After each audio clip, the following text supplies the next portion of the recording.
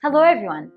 Today, I'd like you to think about your day, beginning with when you wake up. What healthy habits do you have and how did you acquire these habits? Most importantly, what habits do you wish you had? Today, we will talk about the 4 things that helped me build healthy habits and I hope they help you too. Let's begin. Number 1, reducing friction. Friction typically comes in 3 forms. So there is distance, time, and effort. Let's take distance for example. Living far away from the gym makes you less likely that you'll go. I noticed this in my own life. For the past year, I have been going to the same gym, but I used to live far away from it. And it took a very high level of willpower to go there. In the meantime, I moved to a new place, and now I'm much closer to the gym, and I find myself going more often. Also, time constraints can get in the way of new habits. If you don't have a lot of free time on your hands, it's hard to start meditating or working out. And if something requires a lot of effort, like cooking in a disorganized kitchen, you're less likely to do it. But sometimes the trick is to increase friction. Think about it. Reduce the friction that keeps you away from the good habits and increase the friction that leads you to the bad habits. Simply put, I wanted to get into the habit of reading more often before bedtime. But what I would usually do is get in bed, put my phone right next to me to charge it, and then I would scroll through social media for like 15 to 20 minutes. And I never felt particularly proud of myself for doing that. So, I decided enough is enough, I'm gonna make a change.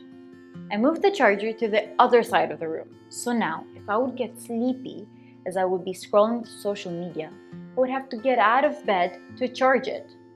Therefore, in order to avoid the whole inconvenience, I ended up plugging my phone first, leaving it far away from me, and then I simply placed my Kindle on my bedside table so that I would reach for it instead. And it worked like a charm. By the way, I didn't invent this concept.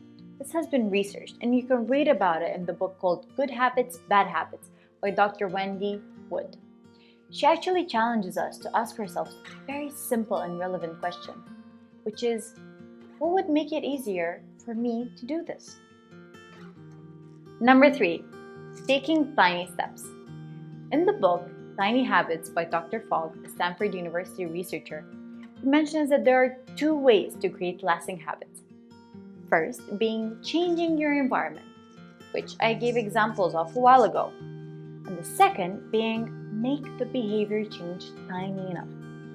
This is because big behavior changes require a high level of motivation that often can be sustained. He also said that we should reward ourselves for every tiny habit that we do. So I took that to heart and I tried to apply it to my life. I usually get pretty anxious when I feel that a task is too complex to handle.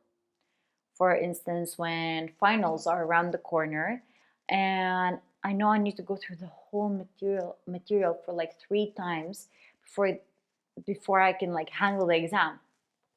So everything just feels overwhelming and I need a lot of motivation to defeat this or like to even tackle this giant. So I tried turning studying into a tiny habit.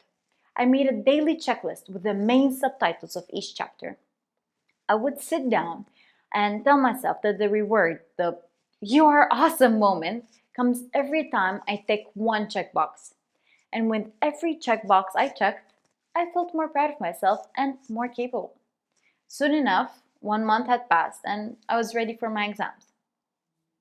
Number 4, accountability. There is so much power in accountability. I've procrastinated starting this YouTube channel for 2 years until one day I decided to tell my friends and family that I will be starting a channel and I will be posting this week. At that point, everyone was waiting for the first video, and after uploading it, I also shared it on social media. I didn't share it because I wanted to promote it, I shared it because I wanted to be held accountable. And right now, I feel pretty motivated to go on. So, these are the things that I learned this year about building healthy habits, and I hope this was helpful. So, see you next week. Don't forget to listen to your stethoscope as it tells you to like and subscribe.